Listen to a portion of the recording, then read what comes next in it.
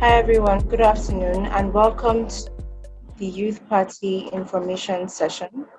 Today we'll be talking to you about our party history, our current achievements and our plans for the future.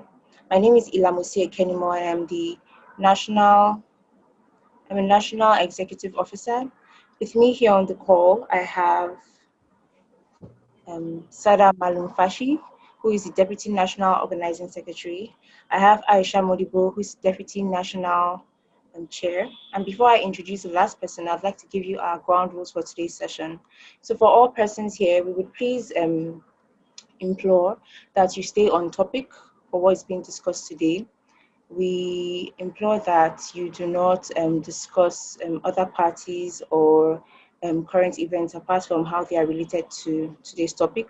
We also have a Q&A part of the chat, so you can direct all your questions there. And we have two people who will be moderating the chat who will be able to attend to you.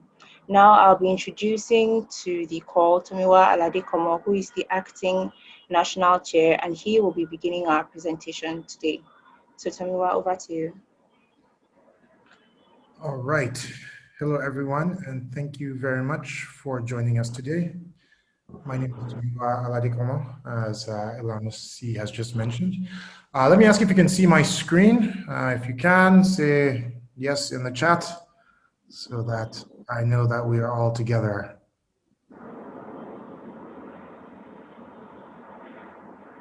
Okay. All right. So we're in an interesting moment. The last few weeks have been particularly important and poignant for us as a nation. The EndSARS protests have shown us what our youth are capable of when given the opportunity to act. And it was an interesting moment because they took the opportunity themselves. We said we were tired of the police harassing us on the streets. We were tired of the SARS unit. We wanted a change, and we organized around it. We built communication systems. We built these protests that were decentralized around the country. We built a legal response system. We built a medical response system. We hired security for ourselves when the state would not provide it.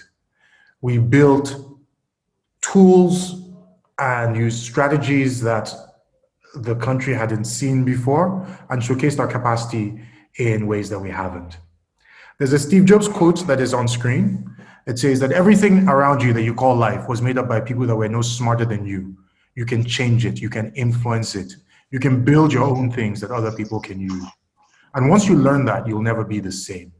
Nigeria's political establishment has operated for the longest time under the sense that it was immutable, that those people cannot be replaced, that they're too powerful, that you cannot change anything. Our premise is that that is wrong. We have the power to influence Nigerian politics. We have the power to influence Nigeria's governance. And I believe that young people all over the country just discovered in the last few weeks that they have that power and that they will never be the same. Things will never be the same again now that they've discovered that. For too long, Nigeria's youth have sat on the sidelines. We've observed as the country has slid in its development. Over the last 4 years, we've claimed the very, very disreputable title of the poverty capital of the world. The truth of the matter is that if we ever intend to change Nigeria, we need to take charge of it. We need to take ownership of it. We need to put a different set of people who believe in different things and who approach the world in different ways in power, in political power. And so that's what we're going to talk about this afternoon, is how the Youth Party is going to shape the future of Nigeria. And this conversation is inviting you to come with us on that journey and help shape the future of this country. A final quote, one that I love. Politics is too serious a matter to be left with politicians. And so on a very personal note, I'm a private sector guy. I run a media company, and I really would rather be running that company than sitting here this afternoon with you talking about politics. It's one of those things that has always been, oh, politics, it's too rough, it's distasteful. Unfortunately, we found that politics is always interested in you, whether you're interested in it. It changes your world, it changes the way you live. And if we leave it with a class of politicians that have been in that space, then we deserve what we get. So welcome to the Youth Party, which is a party that aims to bring a bold new kind of politician into the political space. The Youth Party fundamentally is a vehicle for new ideas and approaches to politics. We're dedicated to the idea of generational change in Nigeria's electoral politics, and we're looking to bring a wave of competent, engaging, and capable young leaders to transform governance in Nigeria. One of the questions people always ask when they hear Youth Party is, okay, so I'm 45. Do I qualify as youth? So I'm 50, can I join the party? What do you guys mean? We're dedicated to generational change in Nigerian electoral politics. We believe there are younger, more capable, more skilled people in the country than the people we have running it, and we should bring those people into this space. So you can be 60 and you can join the party. You can be 25, you can join the party. As long as you're 18, you can join the party and you can support our mission. And will we give a party ticket to older people to run? Yes, certainly. However, our central goal and our central thesis is that we need to bring younger, more competent, more capable leaders into the political space. So if you believe in that vision, you can join us. You can be a part of the party. We aim to inspire and motivate the youth demography by running on bold ideas that move beyond the unimaginative dogma of the two major parties. We'll recruit and field candidates with strong professional experience and center young and competent people in all aspects of our party's activities. For instance, this seminar, which is led by some of the smartest and some of the most interesting young people within the party at the moment. We talk about running about bold ideas and moving beyond the dogma of the two major parties, the things that they believe, the things that animate them. And not all of these things are written. Some of these things are unwritten. There's nothing in ABC or PDP's constitution that says that, there must be strong men in the back animating the parties. But it's part of the way the parties run. Our sense is that there are different ways of doing things, and it is our goal to mainstream those ideas, to mainstream those new ways of doing things and push. And why Youth Party? Because the youth, like it or not, are the largest demographic in Nigeria, and we must speak to them. If you look at that little pie chart, you'll see that the proportion of our youth, of our voting, of the eligible voters in Nigeria that are between the ages of 18 and 45, is dramatically larger than any other segment of the voting population. And so those are the people we must bring into the governance space. Those are the people whose futures we are deciding. And those are the people who must take their place in running this country and building it stronger. So I'm going to talk a little bit about the history of the party. In 2009, a bunch of young gentlemen and women came together and said, we need to change Nigeria's politics. We need better governance. We need better people in politics. And they started to fund candidates to run for office, mostly in the two major parties, in the two sort of big parties, and some of the smaller sort of adjunct parties. Over a 5-year period, they funded a range of people. And very quickly, they discovered that the existing parties are too calcified. Their dogmas are too strong. The things that they believe and the ways that they operate are way too strong. Experiences like funding people to run for seats where they would buy a form for the role for 5 million naira or 1 million naira or 10 million naira, and then would never get told when the primaries were, or being asked, or one person looking at the candidates that were running for an office and saying, who's your father? Not you, you can't run. We're going to have that other person take the role. All of those things belie the idea of an internal democracy.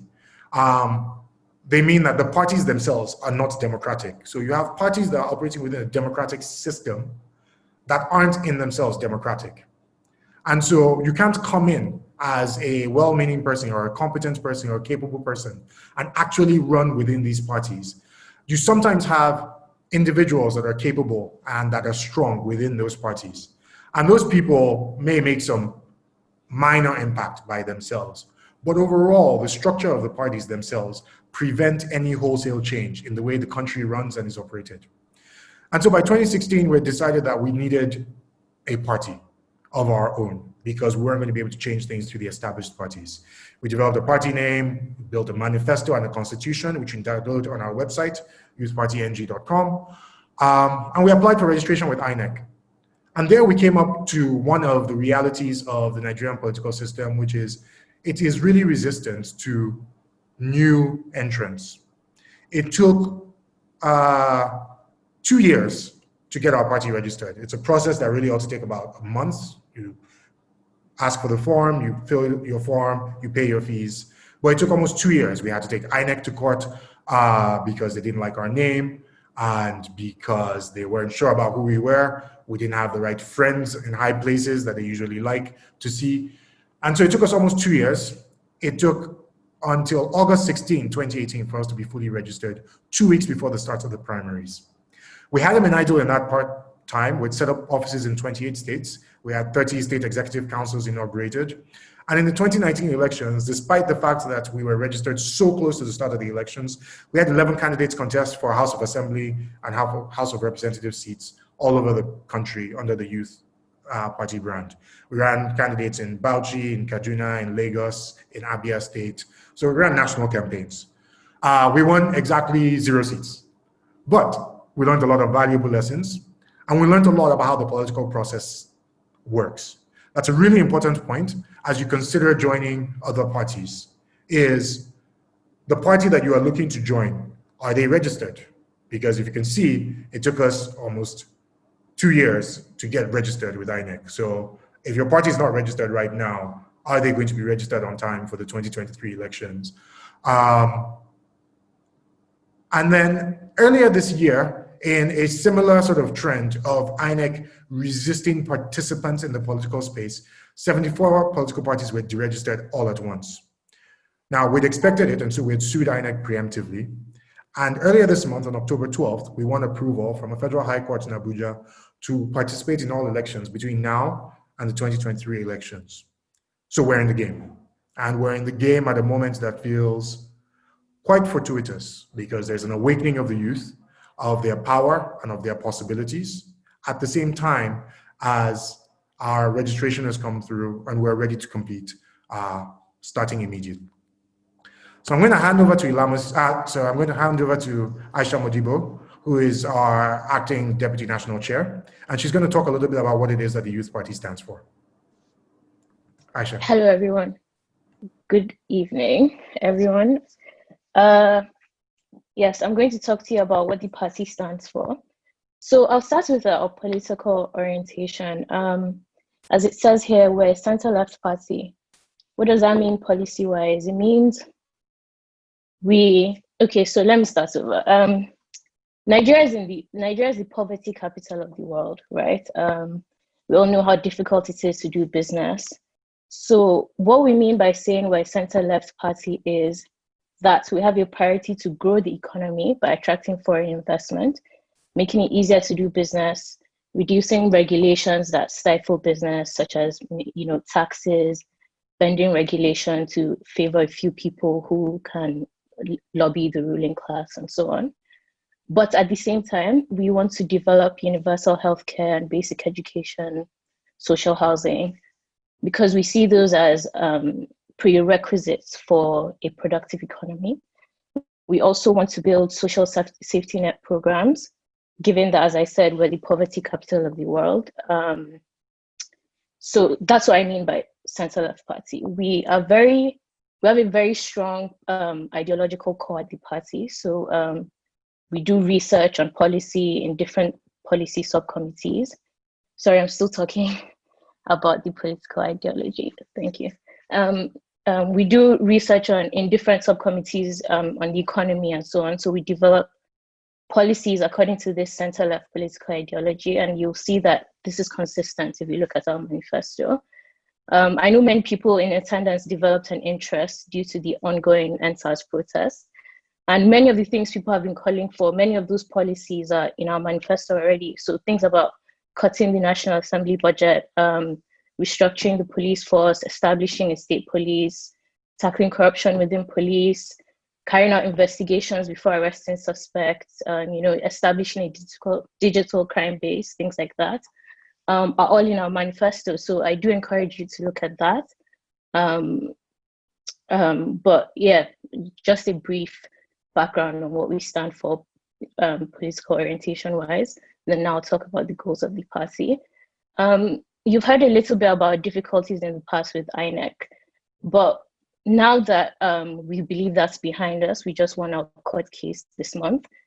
We see this as an opportunity. The youth are awakened, we think, more than they've ever been before, and we're a party that has strong policies, values, a structure that's free from the ruling class. Again, we're funded by members, so we're accountable to members and not any entity that could be funding us.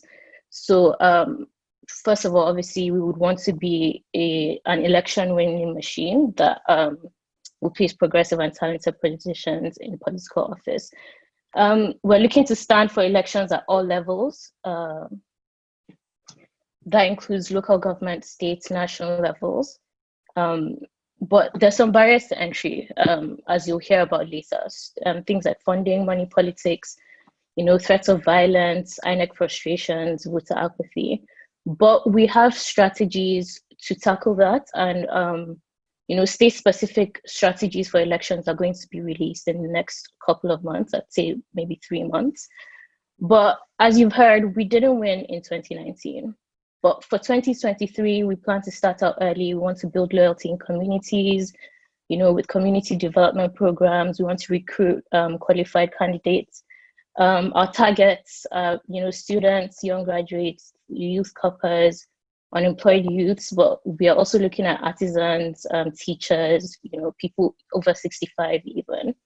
And by that point, we want to ensure that each neighborhood has people, who can go door to door and tell people about the youth party and encourage them to vote for us. Obviously, that requires a lot of financial resources. Again, someone else will talk to you about the finances later on. We want to build an effective opposition to the government. So our main goal as an opposition party is to improve the general political space. We want to improve the competition amongst parties. Right now, the state of political discourse is abysmal. People don't talk about ideas. So we want to be a party that does those things. We want to influence our competition, to have a strong policy focus, to push young people as leaders, eliminate ethnic and religious divisions, and just generally talk about good ideas rather than what we see in the political space right now. We want to change the conversation. And I think we're doing our part so far. We have a monthly newsletter, we have press releases, we have comms through social media, releasing statements regularly on the policies of the current administration. So if you sign up to our newsletter, if you follow us on social media, you'll see a lot of these things. We have, I think, an archive of our press releases on our website as well. So I encourage you to look at that. And we want to recruit talented politicians who have decent values and the same ideology as us, who can take this country in the direction that we're talking about. What do we believe in? We believe in a robust and inclusive democracy where all party members can contribute. So if you look at our constitution, we have a national convention, and that's the highest decision-making body of the party. It allows members to be a part of what we're doing. So I don't want to mention other political parties, but usually the process isn't very inclusive of membership, I'll say that. So with our national convention, some of the powers that members have include electing leadership for the National Executive Committee, changing the constitution, ratifying a presidential candidate, receiving reports from the National Executive Committee and so on. There are lots more powers that the Constitution gives the National Convention, and you can look at that as well. But for the sake of time, I've just spoken briefly about it. More details on the convention that's taking place on December 5th will be released within a week or two. So I urge you to follow our social media and then you see that information. Yes, so we want transparent leadership. We're not interested in any dirty politics, godfather politics that has, plagued our society for so many years. Money politics, bribery, corruption, that sort of thing. We are very value oriented and we take that really seriously, even internally. So that's something we would make sure goes on externally as well. Yes, and we're interested in grooming leaders. So we have a lot of members of the youth in leadership positions. For instance, I'm 27 and I'm the Deputy National Chair. But we also rely on experience. We don't only have young people. We value experience that people who have been out there can bring. And then we also hope to train young people as we go on and hand over the reins to them. Because as we said, part of the reason we created this party was because we're tired of, the old septuagenarians who have been leading this party and leading Nigeria for as long as it has existed and continue to. And we don't want to continue that kind of culture. We need to train young people to take over. And so I'll just move on because I've started rambling now. The initial criteria for membership. So I've heard a lot about how the youth party is exclusionary and it's just for the youth. I mean, that's part of why INEC had an issue with our name. But so to join the youth party, you need to be a Nigerian and you need to be over 18 years old. That's the technical requirements for membership. But also because we're so value oriented and because we have such a strong ideological core, we also want people who align with our values. So we don't want any kind of ethnic or religious divisions. We want, decent politicians, even decent members with dependable character. And we also want people who can contribute financially, strategically, and operationally to the party. Again, we're funded by members, so we need members to fund us. For instance, I live in the UK right now. Just temporarily, I'm going to school. And here in the UK, if you're a member of the Labour Party, for instance, you have a monthly pledge, you contribute to the party, you pay your membership dues, and then the party gets funded in that way, and then they're accountable to their members. That's the kind of structure we want to build. So that would require people to contribute financially. I understand that might be difficult because, again, we're in the poverty capital of the world. So not all members would be able to contribute, and we're interested in getting membership from every socioeconomic group. So as we said before, we understand that most members would be from middle class or upper class backgrounds. But if you can contribute financially, you can contribute strategically or operationally to the party. And we welcome everyone who aligns with our values and our ideology. And I'll hand over now to Sada Malumfashi, who will talk to you about our journey so far. Thank you so much for listening. Yeah, thank you, Aisha. I will pick up from that. So basically, what have we done so far at the Youth Party? The national chair began with talking to us about our struggle with INEC, basically. So as he mentioned, the Youth Party began the process to be registered as a political party as far back as January 2017. Usually, registration with a political party by the Independent National Electoral Commission should not take more than a month once the party satisfy all criteria, and we satisfy all the criteria required. But for over 1 year, INEC frustrated that process by refusing to register the party under our chosen moniker, the Youth Party. That was one issue we had with INEC. We took it to court. The Federal High Court in Abuja on 18th October 2017 instructed INEC to register us. But that took another year because we were not registered as a party until just few days to the primary elections for the 2019 electoral process. That's on 16th August 2018. We got registered by INEC. Still, we pushed forward. We participated in the elections. We had about 11 candidates. I think there's an error on the slide. 11 candidates contested for the 2019 House of Assembly and House of Representative seats in various states across Nigeria. In the first year of our existence as a party, we had 30,000 people register as members. We established a national infrastructure and a formidable organization. What we are very proud of as a party, of course, is our robust and transparent communication. Once you go into our website, www.youthpartyng.com, you will be able to access our newsletter. I can see some people are posting it on the chat comment. Yeah, so our newsletters are transparent.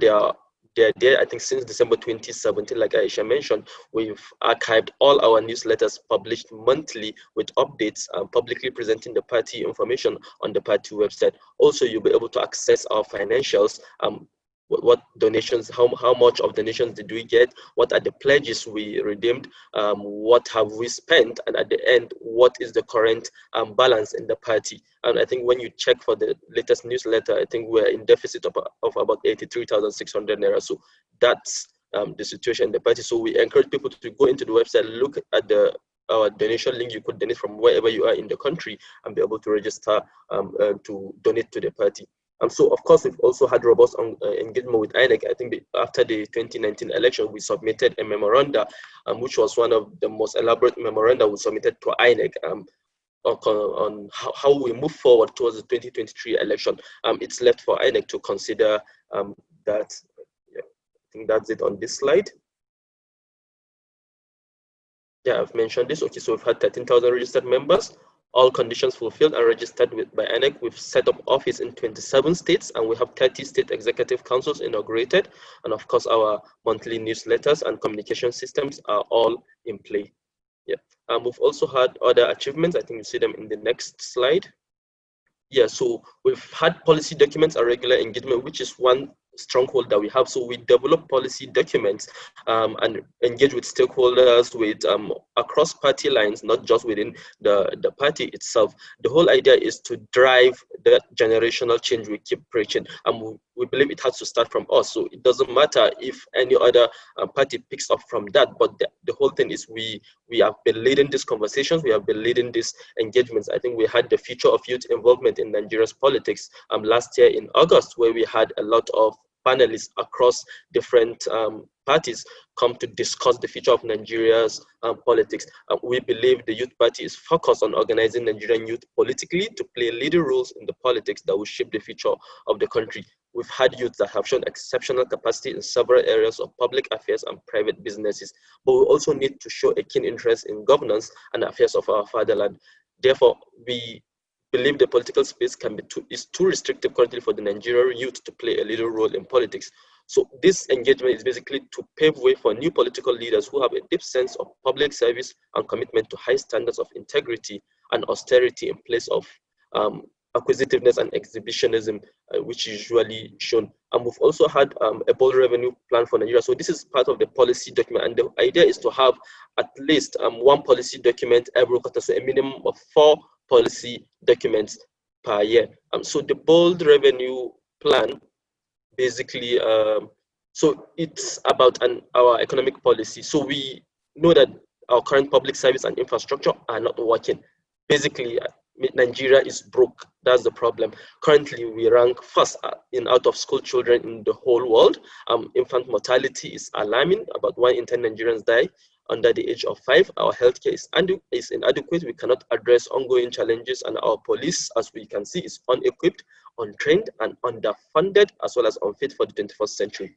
So if we cannot adequately fund our priorities, that police, schools, our military, and health, we need to reassess. We need to go back to the drawing board. And what does the Youth Party recommend? We recommend increase in revenue generation, replacement of the universal petrol subsidy with targeted public transport and LNG subsidy, stopping electricity subsidy, and reducing the cost of governance, but all in all, we want to improve public trust and accountability. So these are basically some of our achievements. I'm sure over the course of the discussion, our able national chair will also elaborate on some of any of the other panelists. I think Ilamosi will take the rest of the presentation. Thank you. Yes, I will. Thank you very much. So if you've been listening to the presentation, you've heard about our history, you've heard about our achievements so far and all the work that we've done. And the question on your mind must be, what next? So I'm presenting to you our plan of action from now, 2020, through 2023. So the goal of the party is building a movement that will shape the future. And what do we mean by this? We want to begin by winning local elections and by-elections so we can build capacity for 2023. We want to continue to build a national campaign infrastructure. This means open and staff sustainable offices. We want to continue recruitment and training of great political candidates that can lead our country into the future that we want. We want to build a financial war chest that is independent of patronage and godfatherism. We want to shape policy and build influence through effective policy and political advocacy and research. Our goals for 2020 to 2022 are to elect party leaders at all levels, leading up to our national convention, which will be holding on December 5th, 2020. We also want to build our visibility and credibility as a national party through multifaceted publicity and media engagement. We want to compete robustly in by-elections, which are starting in 2021 and will run through 2022, and we want to win local and state offices. We want to recruit 100,000 party members. Our current count is 13,000, I believe, across Nigeria by the end of 2020. By the end of 2022, we want to have membership presence in 120 polling units in Nigeria with at least 5 members in every single polling unit, which will bring us to a minimum of about 600,000 members. So the next question on everybody's mind, which we have touched on throughout this session today, is how do we fund the party? And the answer to that is simply through you. Youth Party so far has run on crowdfunding. That's donations from all our members across different states in Nigeria, ordinary people like you and me who work average jobs and have their daily lives and daily responsibilities. So the goal of the party is to raise 10 million naira monthly and 120 million naira annually. How do we do this? It doesn't matter how much you have to pay or how much you have to contribute. For example, if we had 20,000 people who donate 500 naira every month, we will still get 10 million naira monthly, which will generate 120 million naira annually. If we had 10,000 people who are donating 1,000 naira a month, we'll still get 10 million naira monthly and we'll get 120 million naira annually. If we had people who could donate 5,000 naira, 5,000 people who could donate 5,000 naira, or we had 1,000 people who could donate 10,000 naira, or even 500 people who could donate 20,000 naira, we will still get to our monthly goal, which is 10 million naira monthly and 120 million naira annually. Elections are expensive business, and in order to build the future that we want and to keep us honest, you have to contribute to our cause and reduce our dependence on a few wealthy donors. So now I'll be handing over to Tomiwa to conclude the presentation and to tell you where you come in. Hi, everyone. Thank you for sticking with us thus far. I can see we have 56 questions already, so I'll wrap this up. It's been a short presentation. We're not going into too much detail, but here are the key steps in terms of supporting our mission. Step number 1, join the party.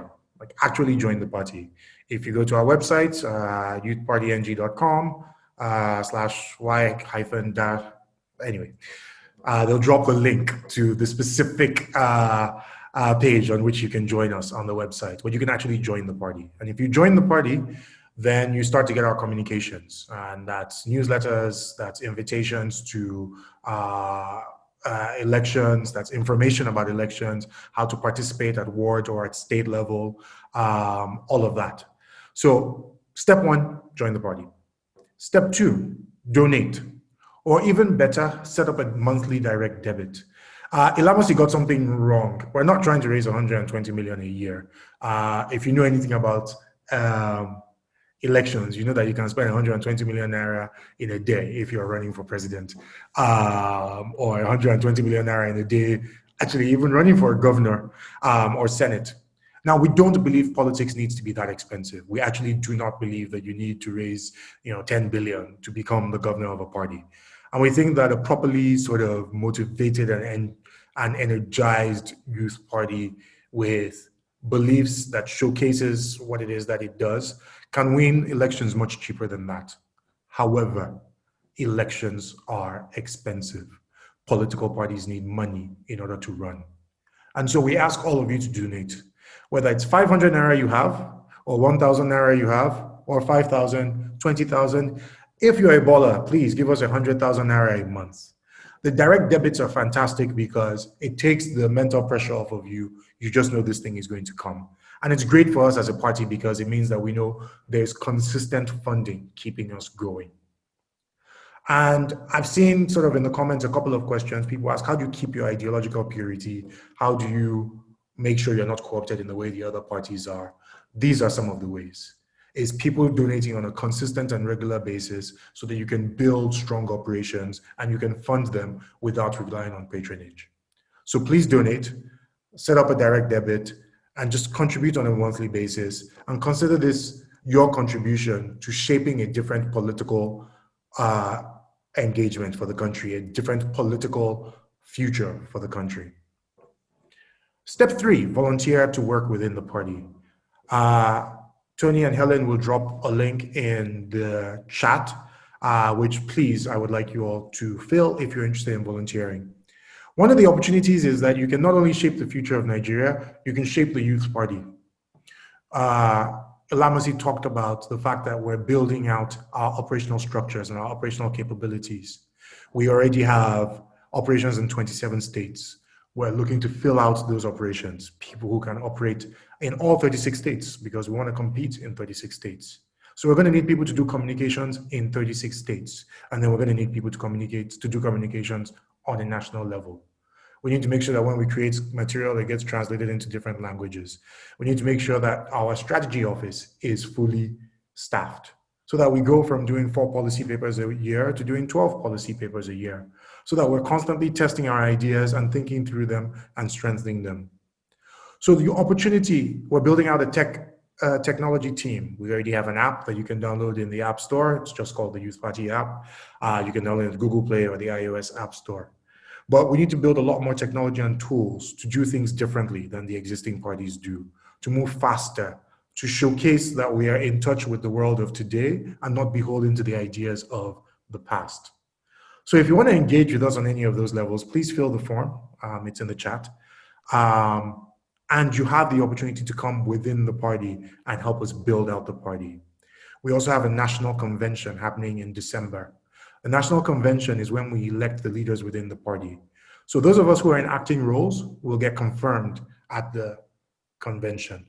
But for some roles that we have that are empty, there's the opportunity for you to say now, I'm actually interested in being a member of the youth party and of the youth party's leadership. I'd like to be the national secretary for the party. I want to contest for that role. So if you join the party, the information around the convention will come to you. And there's information for the public, which is there's a convention happening. You can watch it on this Zoom channel on this date. And there's the information that comes to people within the party, which is this is how you contest for a particular position. This is when your ward elections are going to happen. This is when your state elections are going to happen. So please fill out the form, and that will give us the opportunity to know that you're interested in doing more than being a member. You're actually interested in being a part of our leadership and our organization. And it's a really important moment. We're looking for super smart, super sharp people who can help us build the party of the future. So that's a really big opportunity. Step 4, recruit. Get 10 people you know to join. Get everybody you know to join. Get 100 people you know to join. We're building a national party. Again, I think Sada talked about, no, actually that was Ilamosi that talked about how many polling units there are in Nigeria, I believe 774 wards nationwide or so. You need to have people at every polling unit in each of those wards. So we need really large, robust membership on a nationwide basis. We need to be able to go to the polls in every one of those places and have our people ready to cast their votes, ready to watch until all the votes are tallied, ready to make sure that our votes count, So we need people to join the party. So please encourage people to come, and with us, you get to shape the party and you get to shape the future of Nigeria. Welcome to the Youth Party.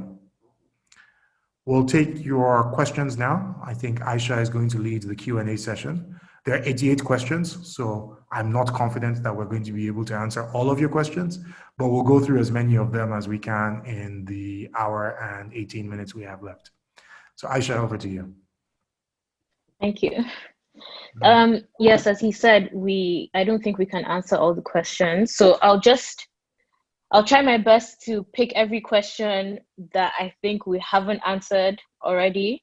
Panelists, please feel free to indicate if you'd like to take a question I call out. So I think I'll call out maybe 3 or 4 questions, and then the panelists could answer, and then I could call out the next 3 questions. So the first question, which quite a number of people have asked, is how is the Youth Party involving and engaging Nigerians in the diaspora in the party? Is there anyone who's interested in answering that question? Yeah, I think I'll... that question. Let me also, just while I'm doing that, I have Segun Adeniyi, who is our National Organizing Secretary, has also come online and has joined us. Segun, you can turn on your video and say hi. And so he may join us in the Q&A and answer some questions if people have other questions. How are we engaging people in the diaspora? Absolutely critical. We need membership from people in the diaspora. Currently, you cannot vote while you're outside of the country, but we know that people come in and out of the country very regularly. So that's one way that you can join, that you can participate, is join, become a member. 2, we need you to volunteer your skills and your services. Like I said, we're trying to build a strong operational core. And so we need people who will help us build technology. We need people who will help us do policy. We need people who are economic experts to help think through our plans and our ideas and strengthen them. We need people who will help us in our electoral team. Our electoral team will vet candidates from all over the country and make sure that they are ideologically aligned with us. We need people to work in training. And so we're building sort of a strong training program. We already have one for everybody who runs for office on our party. In fact, for anyone who is an official in the party has to go through the same training. So that's super important, is people who have expertise in that, please volunteer that expertise. And then, of course, we need your donations. You guys are hopefully earning in currencies that are a bit more robust and recession-proof than ours. So please, you can't donate directly from abroad, again, because of Nigeria's current laws, but we know you have connections with Nigeria, you have Nigerian bank accounts. Please, set up direct debits, or every month when you're sending money home, send the Youth Party one. A really important thing about being in the diaspora is that we know that many of you care about the future of the country. You have friends, you have family, you have people in here. So we hope that you will support us. Aisha. Thank you. I just got another question asking for some clarity on the party's fundamental ideology. I'm taking this, even though I spoke on the party's ideology, I'm taking this because he says, because being a youth doesn't necessarily mean one is progressive, different ways of doing things, speak to the youth, yes, but without clarity on the type of political beliefs we have in relation to policy, then there's a danger of being ineffective. Yes, I know we talk a lot, I mean, we're called the Youth Party, and we talk a lot about how we believe in generational change of leadership. But our core ideology, as I mentioned earlier, is a center-left political ideology. That means we are a centrist party, but we lean towards the left of the political spectrum. I mentioned, talked a little bit about policies. So we have policies on universal healthcare, universal basic education, social housing. Again, I encourage you to look at our manifesto online. We have things on women's empowerment, peace and security. We actually, again, we do research under subcommittees on every subsection of the manifesto. And we work really hard on our policies and they are consistent with this ideology, we're not just presenting ourselves as a party for the youth, and we do understand that not every youth is progressive. We are focused on our ideology. As I said, we are welcoming members who align with this ideology. We're not just promoting youth indiscriminately. So, sorry, I'll move on to the next question. Someone asked, on funding, you mentioned being funded by members. What membership base is needed at what contribution level to win elections at various levels? Is there a limit to each member's individual contribution? I think we've talked a little bit about this during Ilamosi's presentation, but I'll allow her to go into further detail. Okay, so there is no limit for individual contributions, and for membership bases, we encourage every single membership base to contribute as much as they can, whether you are middle class, whether you're lower class, whether you have or you're within a higher income bracket. So we expect that, or we request rather, that you contribute to according to your capacity, which is why we started as low as 500 naira. And you can work up to 1 million depending on what your earning capacity is and depending on what you can afford. So it's not restricted. The amount of funds you can contribute per person are not restricted. And of course, we'll give accountability for all the funds contributed. We do this through our monthly newsletters where we tell you how much we've received, what the expenditure is, and how much we spent, basically. So yeah, that answers that, I think. Okay, thank you. We have an Aziz who asked, given the breakdown from the first speaker, what is the party ideology? I think we've answered that. How does the party intend to make growth inclusive among youths? How does the party intend to capture the minds of the youth and the North, given their kind of nature and how they, well, I think I'll allow Tomiwa to answer how the party intends to make growth inclusive among youths and Northerners. Thank you. Okay.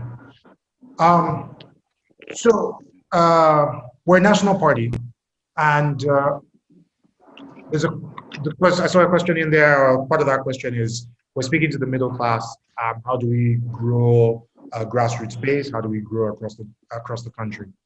I think these are strategic things. At the moment, we're building the core of the party. There's no way you win elections in Nigeria without the grassroots, but you also don't win without a party that actually is robust in its operational capacities, that has proper tools, that has proper structures, that has people that are able to execute. What we have with our existing grassroots parties is that they can win because they can go physically to the grassroots and they can make promises and they can put things on billboards that they have no intentions of keeping, and then you grease the wheels a little bit with 1,000 naira at election time, and you can win elections. But our sense is that if you have real ideas, if you start to show you're working, if you start to build a core that is a party that is funded by the middle class, that is funded by the professional class, you can then take those funds, you can then take that messaging and you can take it to the grassroots. So we don't believe you can win elections without the grassroots. And we're going to start to do the work. Starting in 2021, we start to compete robustly in elections, and we will start from everything from local government elections to House of Assembly to Senate elections. There are by-elections constantly happening. So we're going to compete robustly for all of these elections, and we're going to build out our skill sets in terms of how to win elections. But we don't believe that you can win without going to the grassroots. It's just that to start with, we're bringing you on board. Members of the professional class, members of the middle class, people who can donate, who can support the party as we build out our core. And then in order to actually win elections, we'll go to the streets. And that means running candidates who have name recognition. That means running candidates who are reputable. That means running candidates who people care about.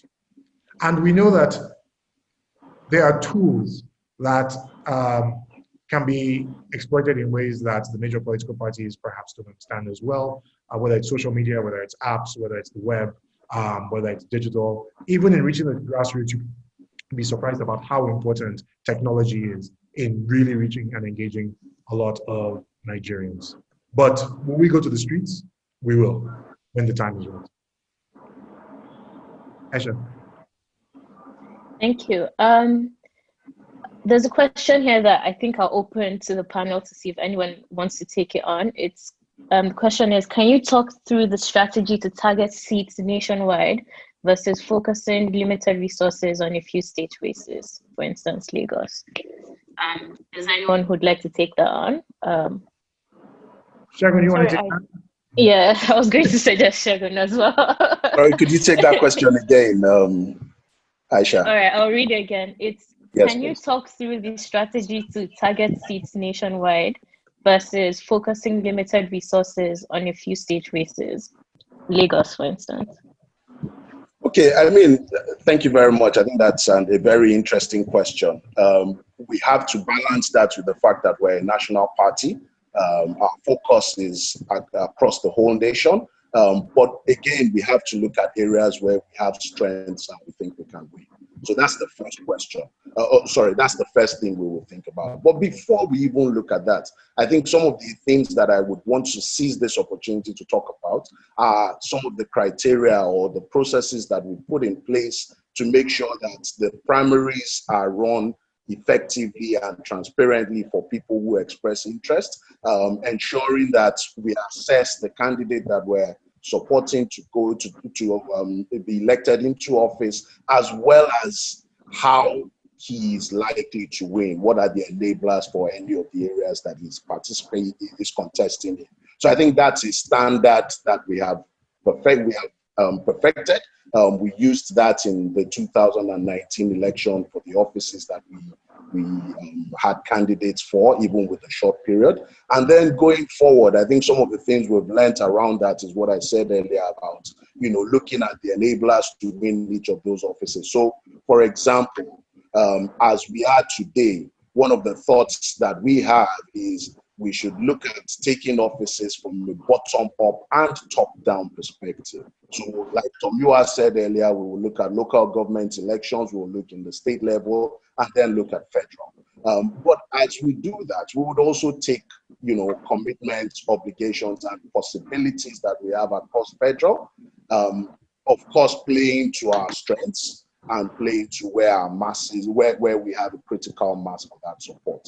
So the short answer in trying to answer that question is what we consider is the candidates we have, or the candidates that we have through a rigorous primaries election process. And then secondly, looking at what the enablers are for him to win and how we can support with them. We are agnostic, whether it is at local government, at state, or at federal level. What is important is we want to win in offices that we play. We want to set standards. We want our leaders or our elected officers to understand that leadership requires accountability and transparency, and the voters have an expectation from them which they will place demands on through the process. I think just to add on what Segun said, 2019, I think we learned a lot from this. Basically, I coordinated a lot of the primaries in Bauchi and Kano specifically. And in Kano, it was the Federal House of Representatives. In Bauchi, it was the State House of Assembly. But we pushed in the same effort, the same process for both elections. It was also the same, I think, in Lagos, in Ondo, and any other place we had candidates. So it doesn't matter what position the person is contesting, we give our all. And it's basically a people's party, it's a youth party. So the strength is the people that we have. If the people in Bauchi we have huge numbers in Bauchi, that's where our strength is. If we have huge numbers in Edo or Akwa Ibom, that's where our strength is. So it's you joining the party and indicating interest to contest. That's where the strength is. That's where we begin from. Without the candidates, without people contesting, there wouldn't be the elections. Just wanted to add a little bit on that. Thank you.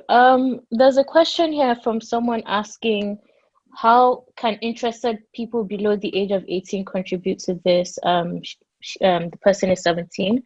I think I can answer that. Well, according to the laws of our country, you can't vote when you're younger than 18 years old, and you also can't be a member of the party. But you can help us raise awareness amongst your social networks. We will need canvassers when it's closer to election period. You can do that for us. You can engage with the party in those ways before you're 18. I don't know if anyone else has anything to add. Yeah. I think I can add. Okay, please go on, Ilamosi. Yeah, Aisha. So I have a personal experience with this. I joined the party when I was 17. And so you can join the party. I think that's the first step that we should state. You can join a political party. You might not be able to vote yet, but you can join a political party at the age of 17. Then how I contributed to the party was I joined the research and policy unit at 17. So I was helping out with research and volunteering in the capacity that I could. So that's another way that you can contribute. And like Aisha said, raising awareness, speaking to people locally and on wider audiences about the party, about the idea of the party, about the change that needs to occur in Nigeria. That is also another way that you can contribute. Thank you. Segun, would you like to add anything? So I was actually going to cite Ilamosi as an example there, but I think she's done that herself.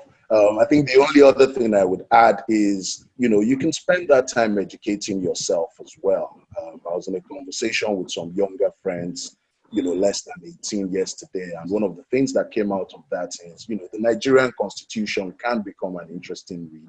Nothing stops you, reading that to give you some understanding of what to expect from leaders in office, such that by the time you're 18, you don't have to, there's lesser for you to learn around what values to look out for in the leaders.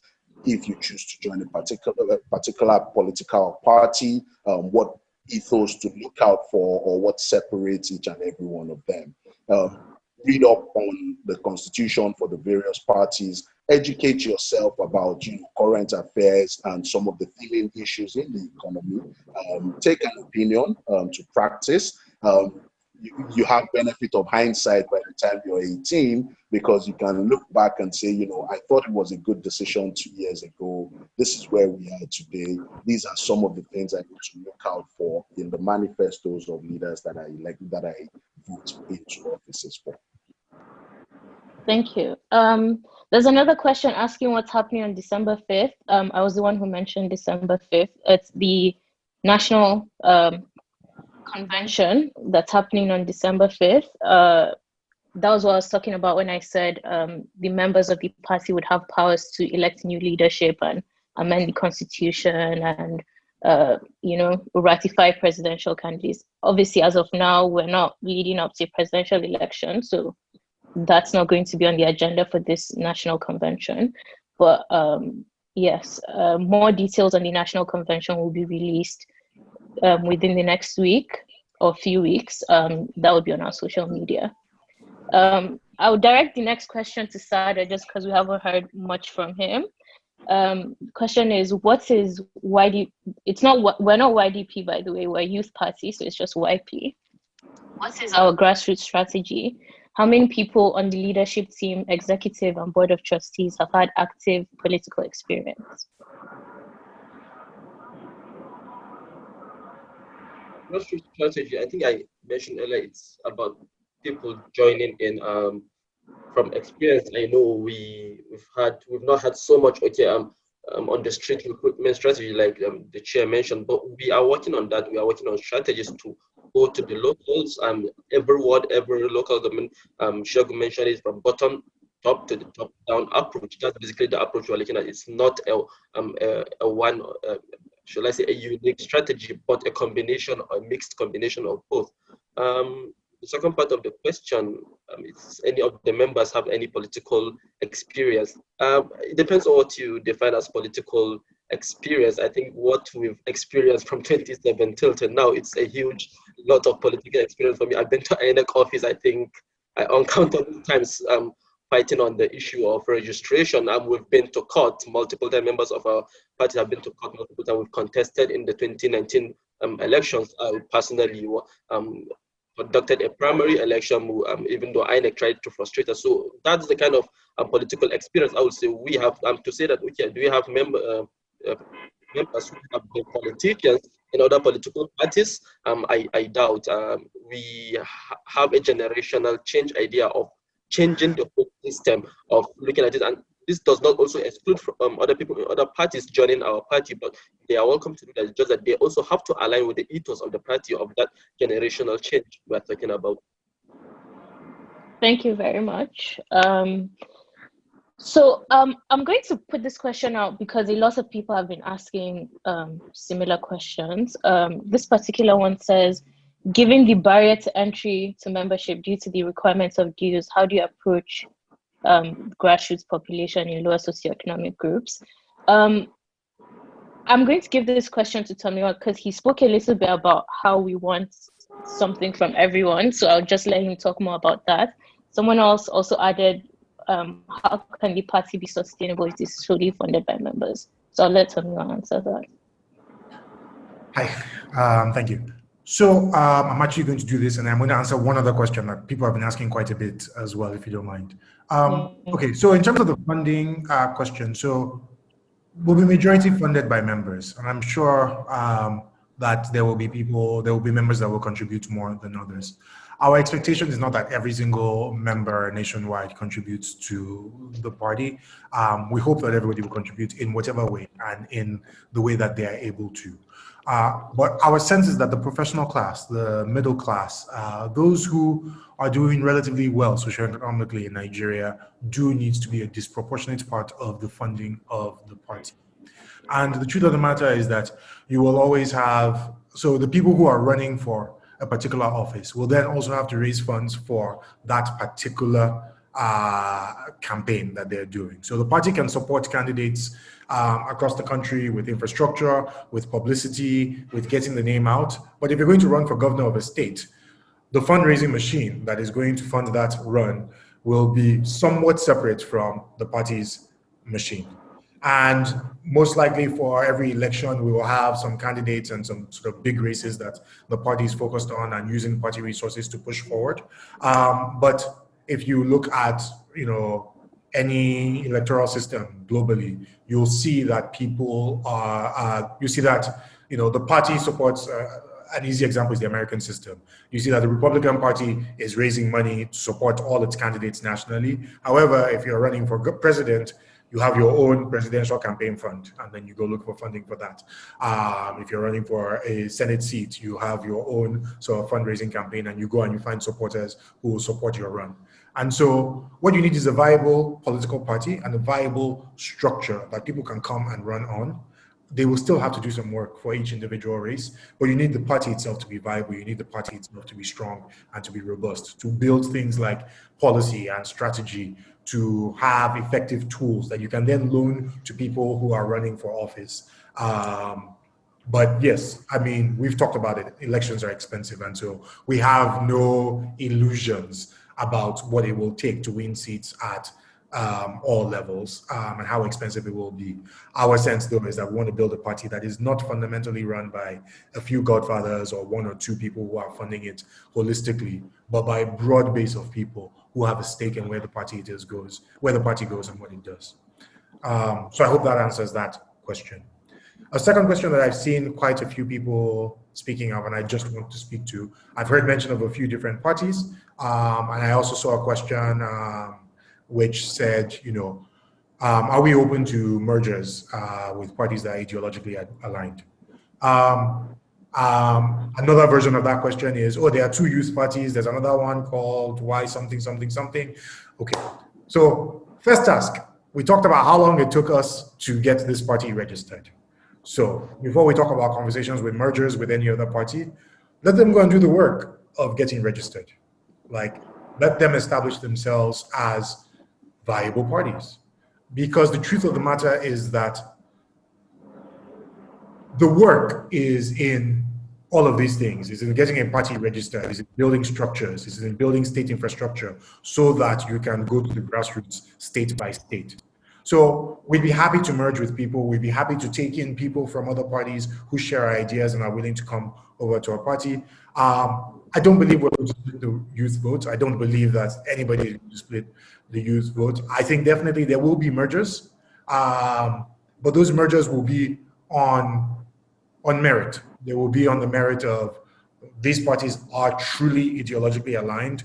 The people understand and share values in terms of what it is they're trying to accomplish.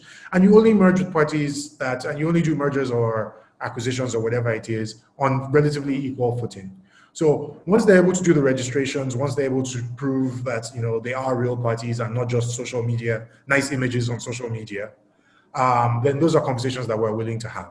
And I will say that our sense is that in the long term, there will always be mergers, there will always be coalitions. That's the way politics works. And so we don't say that we see the possibility of it, we are open to the possibility of it, but ideological alignment is really, really important to us, merging with people who show capacity and who have proven their capacity so that they're actually adding something to us rather than diluting us. That's very important to us. Thank you. Thank you. Next question I'd like to take is there an ethics and disciplinary mechanism in the party? If there is none, are there plans to create one? I'll have Segun, please, and then anyone else can add to it if they would like. Okay, thank you very much, Aisha. There is a very strict disciplinary process within the party. For those of you that may have been on the website to download our constitution, there's a lot of detail that goes into how that committee is constituted. That committee exists across every level. There are at least 5 members at states, at elders, and of course, there are people of proven integrity, with one of them elected to be the chair for that committee. One of the things I would also say is, even though our full registration came alive again only recently, we have been running some of these policies. We are living the constitution today. We have utilized this disciplinary procedure in various levels in dealing with our existing members, or in working with our existing members up to date with regards to their conduct, managing finance, making sure that there's transparency in everything that we do. And we continue to update that process as and when we find gaps in it. This is not a Godfather-driven political party. When we find areas that need improvement in any of the things that we do, we bring it back to the elected EXCO members and agree on the best and the fairest way of taking things forward. Thank you very much. Okay, so I'll move on to the next question now. I'm just going to rephrase this, but basically the person is asking how meetings will be held for people who don't have access to Zoom, because if he wasn't on Twitter, he wouldn't have known about this particular conference. I'll have Ilamosi answer that, I think. Okay, sorry, could you repeat the question? How he would have known? Is that the question? Like, he wouldn't have known about this conference if he wasn't on Twitter. So how do we plan to engage people who don't have access to Zoom and so on? Okay. So for that, before COVID, that's pre-COVID, we were having town hall meetings. We had some in Lagos, and we were expanding town hall meetings to different parts of the country, all our different states chapters. So that's another means by which we reach people. And we also have our newsletter, which people receive via their emails, which contains a list of the party's activities for the month and upcoming. So it tells you what is happening where and when. So apart from the emails and then the physical town hall meetings, then we have state chapter excos who can distribute information to their state chapters, whether it's via WhatsApp or whatever other medium that they choose to use. Then finally, we have social media, which is the platform that he got the invite, or where he knew about this discussion. So social media across Twitter, Facebook, Instagram, we disperse information to all our members. So those are the ways that we're using to reach our members currently. We'll continue adapting the methods of communication such that we can reach a wider audience. But for now, that's what's in use. Thank you. Let me just add a little bit to that. We have policy sessions and town halls at national level, at state level, at local government level. So these conversations are happening at multiple levels. And so a session like this attracts a certain audience, a certain set of people who have access to Zoom and Twitter and the like, but we also do things at sort of more local level, more grassroots level, all across the country on a state-by-state level. So for those who can participate in these kind of sessions, they will also be able to participate in those sessions. Thank you. Actually, I'll allow you to please give us a little bit more detail on that, because there's someone here asking how they can access their state representatives. For instance, he's from Edo State and he'd like to know how he can speak to his own state representatives. Who would you like to take that, Aisha? Would you like to take it? Any of us can take it. All right, okay. Please do then. All right. I mean, the first thing is to actually make sure that, well, the first thing is to register, and then reach out to the admin. As part of the registration, you will get a chance to put what states you reside in, and then our admin office will engage you because they will then bring you into membership under that state. Almost every state today in Nigeria, we already have an executive. In fact, in almost all the states, we have executive officers already elected into office. So those guys will then manage how you are onboarded onto the party going forward. And then, of course, look for ways, hope that you will identify ways where you can also get involved, maybe take an office or volunteer in one committee or the other, but become active in some of the activities of the party. Thank you. So there's a question here asking how we intend on using the funds we get from members, whether there's a plan for how we would be publishing our accounts regularly, and how we intend to be accountable for those funds. Segun, I see you laughing. Do you want to answer that question? Yes, I'm happy to.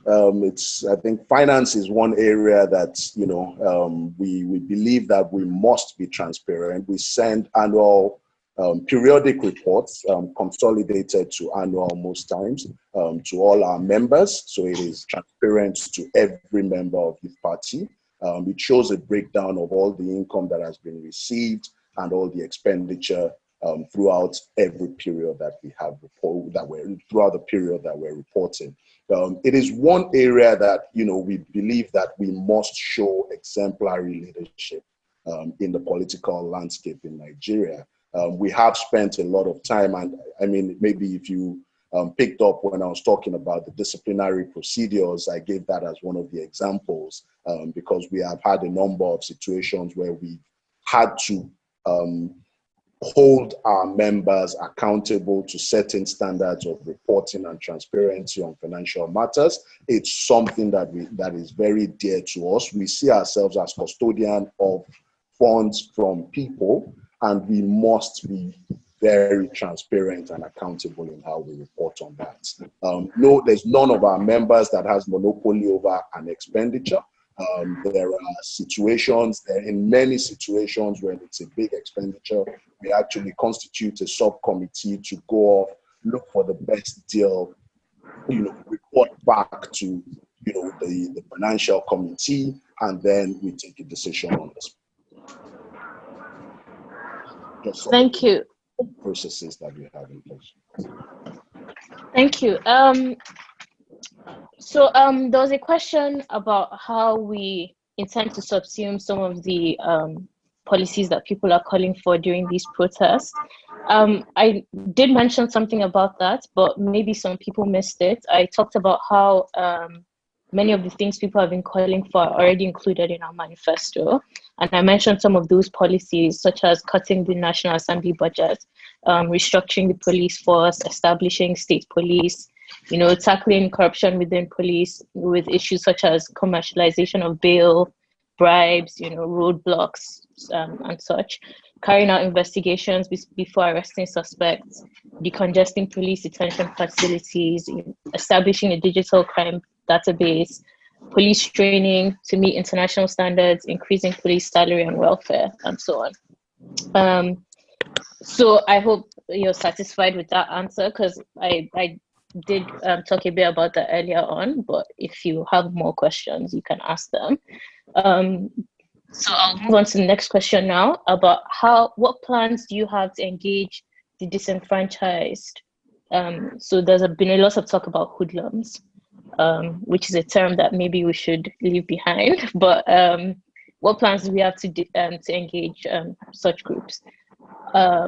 Ilamosi, can you answer, please? Yeah, I would like to very much. Okay, so for the disenfranchised, I'll assume that you're referring to people who are not registered to vote. I'd like to say that one common misconception about hoodlums, as we term them, or let's just say lower income Nigerians who might be jobless, is that they are not enfranchised, that they're not registered to vote. And it's a common misconception. From my work in university and with the party so far, and especially during this protest, you'll find out actually that a lot of them are registered to vote, and a lot of them, in fact, do vote during elections. They are sometimes, the voting populace that gets our elected officials to where they are today. So I would say that our plan would be to get even more people enfranchised, let's get more people to register, and then to sensitize those who are already registered. So for the people that we are terming hoodlums now, our plan would be to educate them. One thing that I've learned from participating, especially during this protest, is the fact that they understand the struggles of the nation when explained to them, and they understand ideology, funny as it might sound. So our plans to engage them would be to engage them as to the proper policy methods, the proper things to do, why they should vote, who they should be voting for, what they should consider while they're voting, what their rights are, why it is important not to vote based off of money or short-term gratification. So those are the things that Youth Party will be looking forward to doing. But like Tomiwa earlier stated, we need people on ground to do this, and we need funding on ground to do this, which is where everybody on this call, I believe, would come in. So in order to facilitate that process, we need everybody to pitch in on some level. Thank you. Would anybody else like to add to that? All right, I'll just move on. Somebody here is asking, when do you intend to have a nationwide structure and not acting as it seems to be? I'll interpret that question. So I believe you're asking because you see acting national chair and acting deputy chair and so on. So the National Executive Committee has the power to appoint executives on an acting capacity, and then during the national conference, the members of the party then have the power to elect the leadership to ratify any of the National Executive Committee's decisions, to make it more official. So you have that power to do that at the national convention. So please join the Youth Party, and then you can attend the national convention and decide who your chair, your national chair, and your deputy chair would be. So next question, given the diverse ethnicity of the country, how do you intend to achieve ethnic inclusiveness? We haven't heard from Sada in a while, so I'll push that question to him. Sorry, Sada, can you hear us? Yeah, I can hear you. All right, thank you. Yeah, the question is about ethnic inclusiveness. Yes, how do we intend to achieve that? Well, Youth Party is a one Nigeria party, so we are not concerned about ethnic background or ethnic status. So basically, anybody that joins, I think basically the only criteria is, okay, what state are you currently in? So when registering, I'm sure those that just registered will see that it will ask you what state are you registering. Basically, the whole idea is to be able to organize you according to the state you are in, according to the way you're going to vote. Because basically, you vote where you are in. You don't vote because you have an ethnic background or ethnic vote according to the state you are in. So we are inclusive of that consider.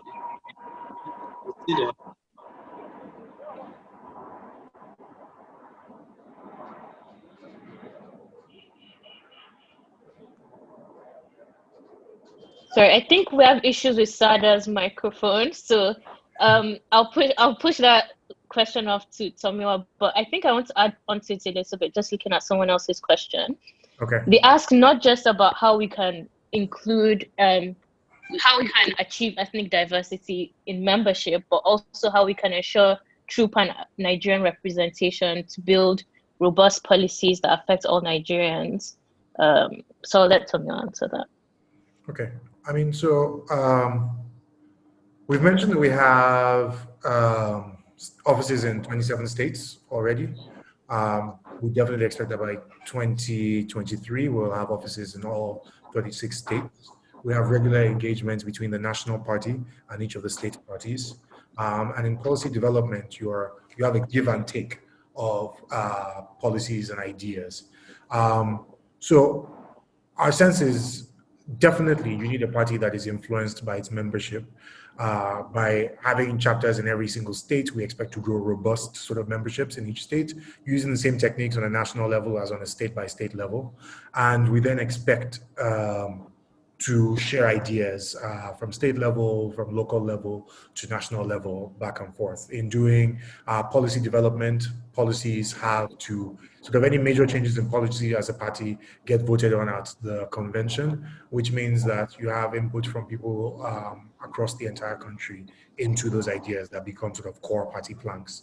And so, our sense is that we will have sort of inclusive membership because we're on ground in all 36 states and we're actively campaigning to win office in all 36 states and the FCT. And our ideologies will be enriched by the give and take between the national party and each of the state parties. Thank you. There's a question here about will the profiles of the executives be made public, and do you have any conflicts of interest declarations that need to be made before joining? So I believe the profiles of the National Executive Committee are already on the website, on our website. So please visit our website and you have that available to you. And yes, as for conflicts of interest declarations, before you can be a member of the party, you have to declare that you're not a member of any other party. You can be a member of our party as well as another party. I think that answers the question. So I'll move on to the next question. I think, Aisha, you may also, sorry, Aisha. Yeah, please go ahead. It would be prudent to talk about the screening, the candidate screening that we do as well. So yes.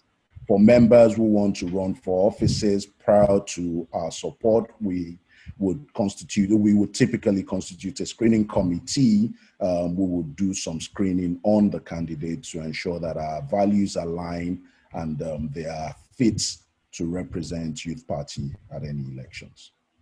Thank you very much. I would Yes, also like please. to add to what Segun stated. So apart from the people that will be contesting for electoral positions, members of the NEC are also required very strictly to have no other political affiliations or interest groups. So for example, we've had people in the past who have worked with under the guidance of people that were in other political parties, and they had to make a declaration of interest. And in fact, some of them had to resign from either their positions in those places or their positions within the party. So we're very strict on our non-partisan policy. We're very strict on the fact that you must belong to no other political party or have no other political affiliations than that to Youth Party.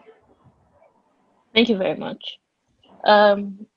There's a question here from Ifemi Longe asking, any process for implementing portions of the manifesto outside government as a strategy for generating goodwill with voters? Maybe, I think I'll have Tomiwa answer that. Maybe you could also answer how, you could also talk about what other strategies we have for generating goodwill. Thank you. Okay, so look, there are a few questions here. Will we engage celebrities? Will we, are we going to have influencers speaking for us? So we believe in substance, and we believe that people that matter also care about substance. When Sada was speaking earlier, he showed some of the sessions that we've done. We've had people like MI, we've had people like Banky W. Banky is a member of a different party, although they may also have suffered on INEX hand this year. But yeah, we believe in engaging robustly with those people. And we believe that at the right time, the people who see value in the work that we do and the structures that we've built will go out there and will speak for us. As with a lot of things, it's like people want you to show you're working. They want you to show that you are really serious and that you're building something that is going to last. Just the journey of how long it's taken us to become a fully registered party that has the rights to compete in elections is one of those things that shows that, we're here to do the work. None of this is social media flash, and we will do more social media work. We will do more engagement at grassroots level, at national level, across digital, across traditional media. So a lot of that work will be done. However, I should point out that up till 2 weeks ago, we were in court fighting INEC. And so that was our number one, number two, number three priority. And so we're really, really focused on that. With that behind us, we're focused on winning elections, building infrastructure, and building a robust fundraising base so that we're able to sort of like operate effectively. Those are kind of our core goals for the moment. Thank you. Did I answer all the questions? Thank you. Yeah. I believe you did. Okay, so someone here is asking if there's anyone at all working on people in the diaspora being able to vote. I think if you read out frequently asked questions that we put on social media earlier on, I think today or yesterday, we spoke a little bit about that. So currently, according to Nigerian law, people in the diaspora cannot vote. But this is something that we aim to advocate for once we're in power. So if this is something you're interested in, we encourage you to join our cause. Yeah, I think that's all I can say about that. It's currently against the law, but it's something we believe in and we would push for once we're in power. Aisha, I think it's important to also say that there are, even though they may not be able to, but there are to vote, but there are opportunities to support us in some of the other things that we do, fundraising, helping us with communication in international spaces, giving us suggestions and ideas around policies and strategies that you find to work and may be useful in Nigeria. Those are areas that members of diaspora can participate today. So nothing stops you from registering to be a member and getting into any of those action groups that may suit your interests. Thank you. But yes, please note that we, again, according to the law, we can't accept donations from international accounts, from foreign accounts. So if you have any Nigerian-based bank accounts, we are very happy. We welcome donations and we're very happy to, receive your contributions. I'll move on to the next question now. This person is asking what our strategy is for ensuring that the social media community is talking more about the party. How do we plan going forward to start creating more robust, attention-grabbing, and thoroughly interesting content? I think I'll have Ilamosi answer that, if you don't mind. Okay, so like Tomiwa earlier stated, our priority number 1, 2, 3, and 4 so far has been keeping the party registered. But apart from that, we have a very dedicated social media policy, which we have started implementing. As you see, we have a larger social media presence, but we have had a few limitations as regards that, because in order to get the social media coverage that we want and social media reach that we want, funding has been very critical and very key. So we have a strategy in place. We plan on banking on the new media as opposed to traditional media. We plan on using social media a lot, but we need funds to implement. Does anybody have anything else to add?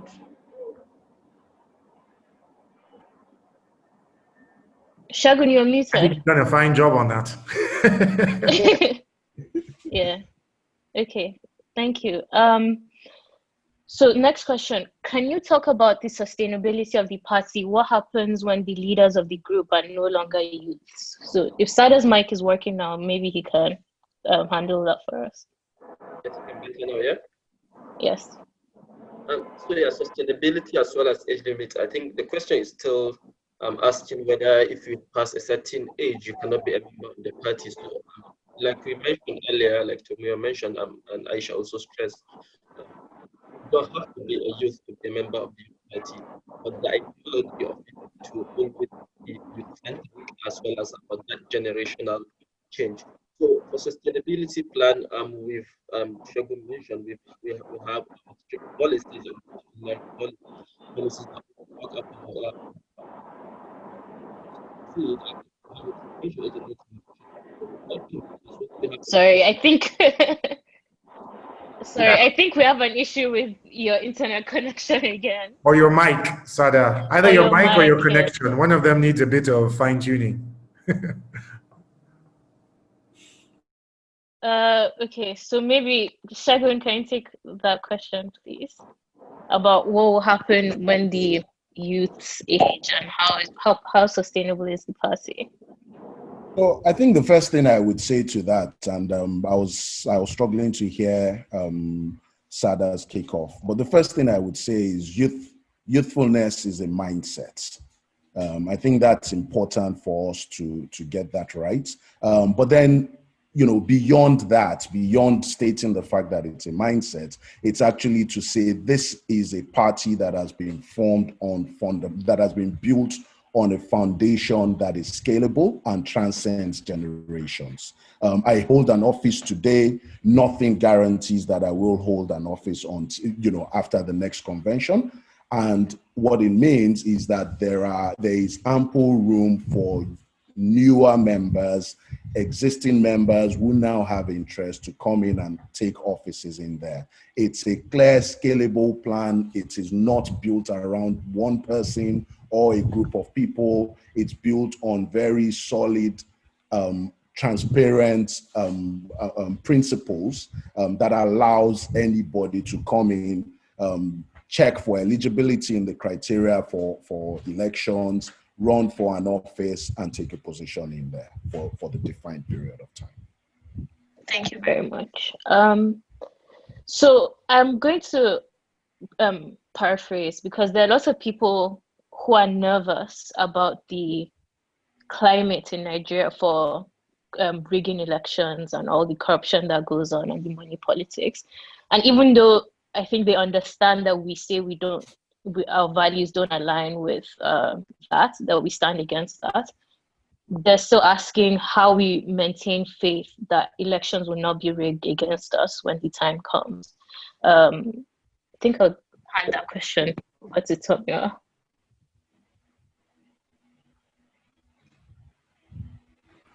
Sorry, just give me the question again, please. How do you maintain faith that elections will not be rigged against us when the time comes? They're going to rig them now.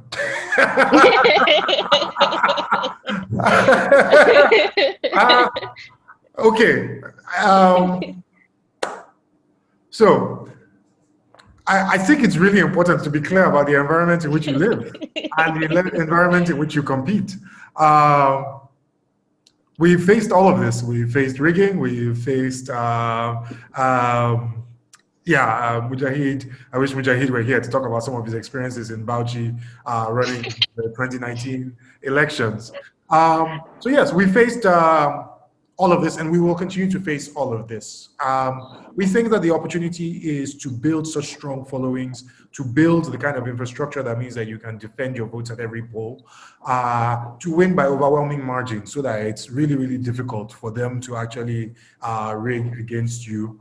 Those are the kind of things that we think we're going to do. We're going to apply technology and move faster than them and be more agile than them and reach more people than them. We're going to get people to come out and vote who've never voted. If you look at the Lagos turnout numbers, I live in Lagos, so that's where I know. For the gubernatorial elections, less than 20% of eligible people voted. And that's because it's not in the interest of the existing political establishments to go into universities and get university students turning out in large numbers. Those people are radical, as we've just found out. And they really, really they have demands, they want things. We align with those people. We care about the things that they care about. We don't think that there's anything wrong in demanding that the police do not brutalize your people on the streets. We don't think that people should have an issue just walking on the streets and trying to make a living for themselves. And we think that there are plenty of people that are passionate about the things that young people are passionate about, that will align with us and that will come out to vote for us in large numbers. So yes, will they rig against us? They will. Will they weaponize INEC against us? Yes, they will. Will they weaponize all the things that they usually do? Money, funding. Will they send people to disrupt the polls? Yes, they will. But the truth of the matter is that politics is about acknowledging the reality of the situation and planning for it. And so as a party, We acknowledge the reality of the country that we compete in, and we will prepare for it. And we denounce violence, we denounce arson, we denounce rigging, we denounce any of those, any of the traditional ways that people use to disrupt elections. We believe that there's an opportunity to compete robustly using the tools of the 21st century, using the tools that the youth are so familiar and comfortable with, and to win on that basis. And that is how we will defeat the people who want to rig elections against us. That is how we defeat the people who want to disrupt elections against us. Thank you. Can I just add as well to everything Tomiwa has said, which is around the fact that, we see this as, these are issues that didn't happen overnight. We see ourselves in a marathon rather than a sprint. And we have decided that we will show our vision of Nigeria within the party. So to making sure that elections are not rigged, even within our party, we're already, making provisions for online voting and online elections via SMS, email, and our mobile app for our various, for elections into our party offices and primaries. And, the general idea with that is, besides using it for transparency and accountability within our party, it starts to permeate in the minds of Nigerians that this is a possibility. And as critical mass, we start to make the demands on the authorities to start looking at ways that voting can be made more transparent nationwide across every level. So that's some of the things we're doing internally, within our powers today. Yeah, Thank you. Sorry, not to overflow the issue, but I think that rigging in Nigeria has only occurred so far because to a large extent we have allowed it to happen, which is why Youth Party is very keen on voter education and just education of the populace generally. We're trying to talk to people and engage them and educate them that they should be more active in politics and explain to them how politics affects them. We're trying to tell them that they should take more interest in elections, whether local, whether states, whether on a national level. We are trying to engage with people and let them know that when they see things happening, they should speak up, say something, do something. So that's another thing that we've been doing, voter education, just to emphasize to people why it is important for them to not only vote, but to make sure that their vote counts, to look out for ballot boxes, to look out for people who will be looting and rigging, because ultimately the Nigerian electoral system is run by Nigerians, other Nigerians like us who are accountable to people. So we have to make them accountable whenever we see that things are not going right. For example, if we voted and we know that we have the numbers in a particular place and we see that results come out and they don't tally with the numbers that we have, then we should ask questions. We should raise our voices. People should be held accountable for the positions that they occupy. So that's another thing that Youth Party is Thank doing. you. Just to add on to what Ilamosi said for a second, yes, so we want voter education and we want obviously a tally of the votes and to see if what is announced corresponds with what we have in our own database.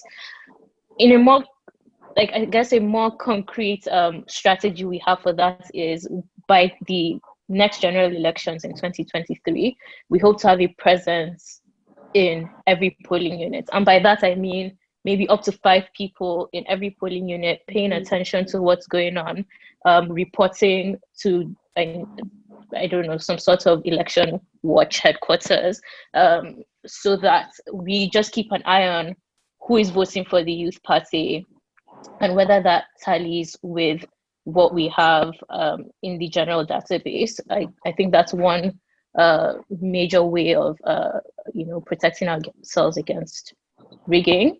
As Tomiwa said, we have to accept the reality of what goes on. So we just need some contingency strategies, and these are some of the things we have in mind. So the next question, please, is there a guideline for potential candidates to abide by when raising funds for their political run? And this person wants to tell me how to answer his question or her question. Yeah, I think the guidelines are much the same as with the party, which is we want as much as possible to avoid overexposure to individuals and particularly to already politically exposed individuals, in other words, existing members of political party infrastructure. and the rest of it is sort of the constraints of our constitution, in terms of what kind of behaviors are allowed. You have to adhere to our party policy and our party plan in terms of how you govern, and so that also constrains you in where it is that you collect money from, because you can't make promises that you're not going to be able to keep. So you're not taking money from somebody because their factory is going to get special benefits when it is that you're going, when you become governor or whatever role it is that you are contesting for. Thank you. There's someone here asking specifically if we're planning to work with community elders to drive engagement. Segun, do you have an answer to that question? I see you nodding. Yeah, I mean, I'm nodding because there's, these are, I'm enjoying the questions. I think the questions are areas that we had extensive conversations when we were developing the current version of the Constitution. There is a specific group, there's a specific recognition for elders within the party. And the reason for that is, we are all going to fall into that category at some point. And what comes with that is a plethora of experience that we also rely on to be able to do the things that we believe in as a party. So we need to make sure that there is an ample window for them. So the short answer is yes, there is deliberate endeavors to bring, the elders into the going-ons in the party. And the second thing about that is, it's actually for us to make sure that we can bridge the gap of experience, knowledge, and interest, of course, that exists at that level. Thank you. Thank you very much. Sorry, Sada, please go ahead. Yeah, just wanted to add to that, our constitution actually has provision also for the Elders Council, I think, or the Elders Forum, which is quite essential. We need the wisdom of that in continuous development. Also, which is part of the sustainability. I wanted to ask to put in earlier, which Segun clearly demonstrated, in that we have our board of trustees, which will always ensure the sustainability of the party. When the party was set up, there is a specific board of trustees, members who will ensure the sustainability of the party, not just the national electoral officers, national NEC officers, but also that BOT is basically the founding structure of that party, which will always ensure that the party maintains its ideals and as well as its principles. Yeah. Thank you. Sorry, I have someone here who is asking if we have if the party has industrial policies. Does anyone want to take that? Yes, I can speak to that. Sorry. I mean, I can speak to that. I mean, we have manifestos and policies across a number of industry groups, industry and interest groups.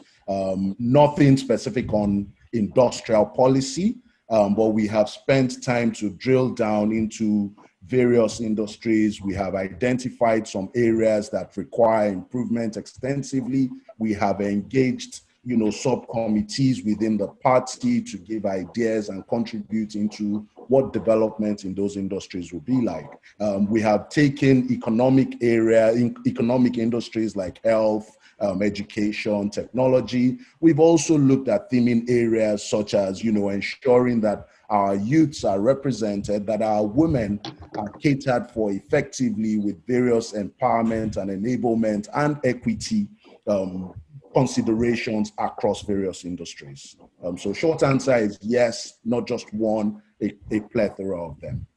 Yeah, just to add to that, I'd like to say that our manifesto also has, economic policies contained within. And just like Segun has stated, if you check the website, you'll find that we have various policy documents which outline our stance on the policy areas of the industries that we've done our research on and what we think should be done in those industries. Thank you.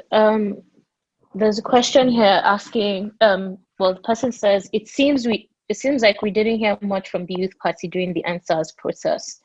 Was that intentional? I'd like to answer that, please. Yes, please go ahead. So yes, it was very intentional. We recognized at that point that the protests were a pivotal point for Nigerian politics, and we were not trying to hijack the protests or to seem performative in any way. So we thought that it would be best that the protests continue as they were, organic, and then when traction was being made, then we could join the protest. We're not trying to politicize the protest or to direct conversation from what was going on already. So when we saw that the conversation gradually emerged or moved to the place where people were talking about participating in politics and 2023 and the importance of a youth party, we felt that we could contribute. But I'd like to say that members of the party participated very actively in the protests worldwide. We were very active in the protests worldwide. So that's a stance on that. That was why we were not so public during the protests. Thank you very much. I'd like to, so I want to jump in and just speak a little bit more to that. Ilamosi is spot on because there's definitely the danger of being seen to be hijacking a protest. We support them in spirit and in mission. And I think our communications, whether in the press or across our social channels, showcased our support of the agitations that the youth had. I will speak a little bit to the aftermath of the protests. There's been a conversation about the protests being the cause of all of the violence that we've seen over the last few days. It's very important to us as a party to be clear about this. We do not agree with that position. We think these were justified protests, these were peaceful protests. These were some of the most impactful and impressive protests we've seen from the youth in a very, very long time, perhaps ever. And this violence that we've seen afterwards is a concerted effort and plays by people who are uninterested in what it is that youth were protesting for, which is better governance, which is a responsiveness of the government to their needs, which is a request that the police not attack the citizens that they are paid to protect. And so we denounce all of the violence, and we very much commiserate with the people who have lost lives, the people who have lost shops or businesses to any of this violence that has happened after the protests. We very, very much denounce all of that. We really, really commiserate with people who have lost things. But we also deny that there's any link between the protests and all of this work and all of this violence. They're two very, very separate things. It's really, really important to us to state that. And for us, we do think that the long-term systemic change that the youth are looking for will only come when we take power at the polls, when we become the ones who are able to set policy, when we become the ones who are able to direct the IGP and the police and actually build sort of better policies for funding them and for keeping them active and keeping them and for accountability. Because what it is that we're putting people with guns on the streets and we're not building any structures for accountability. So we need a much better class of people, a much better class of politicians in office who are responsive to what the citizens need, who care about what it is that the citizens need, and that is what it is that we aim to deliver. Thank you. Thank you very much. I have another question here for you, actually, Tomiwa. Question is, how do you intend to ensure every member of your party conforms with your ideology if the party's membership is open to all? Fantastic question. Very fantastic. I think it might, maybe we take one more question, or maybe this is the last question and then everybody can say a word and we can wrap it up. It's 5:50 and so I know people would like to go. You can't ensure conformity across the entire party. There's no way to do that, especially across the entire party membership. We have an ideology and we will continue to push that ideology. We have policy. We will continue to work on policy papers and put them out so that people can understand what it is that we care about, what it is that matters to us as a party. We will have trainings for officers within the party. And so if you're going to run on the Youth Party platform, then you have to go through our trainings. You need to be ideologically aligned, to be vetted by electoral committee to actually run on our party. So if we say we're center left and you are far right in your policies and your thinking, then this is not the party for you. And so I think we have to be very clear about what it is. Anybody can join the party, but if you're looking to run for office on our party basis, you will very quickly find that if your ideas are too divergent from us, we will not give you a platform to run for office. So we can't ensure ideological purity across everybody who joins. Members will join, And if you join the party and you find, I don't believe in what it is these people believe in, then you will leave and you'll go find another party. I will say that in Nigeria, very few parties have proper ideologies. And so it may be a bit difficult to actually say you want to go somewhere else because of their ideology. However, if you find that ours does not speak to you, then yes, then Yeah. find another party. So we're not attempting to impose ideological purity on everybody who becomes a member of the party, but we do know what it is that we stand for, and that's reinforced at national level, that's reinforced at National Executive Committee, National Working Committee, and that's reinforced at our conventions, which hold every time they hold. Aisha, I think perhaps we'll wrap it up now. So maybe if everyone wants to say a few words to wrap up, and then we close it out. Okay, would you like to start? No, I'd like to close. Okay, all right. Sada, could you start, please? Oh yeah, sure. Thank you everyone for attending. I think for me the final message is the necessity of politics. As young people, we try to shy away a lot from it, but we have to be the one to drive that change. For me, what always the final takeaway for me with the youth party is it's not just about the manifesto. A lot of parties, they say they have the manifesto. It's also about our policy and strategy. We have a very robust national policy and strategy unit, which brings about all of these documents. So it's not just saying, okay, we're going to make $1 become 300 naira, 150 naira. It's also telling you how we're going to do every one of these things every step of the way. So I will encourage you to register with the party.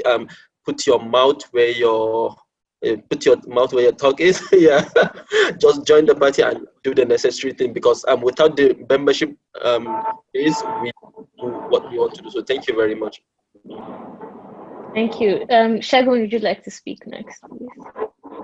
All right, thank you very much. Thank you everybody for joining us today. I think for me, one of the biggest things that I would want people to take away from here is something that I'm very passionate about, and one of the things that drives me here, and that is, we have today a platform which allows us to position progressive and talented politicians into political office to move Nigeria forward.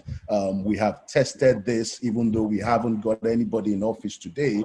We have tested this and run as a political party over the last 3 to 4 years.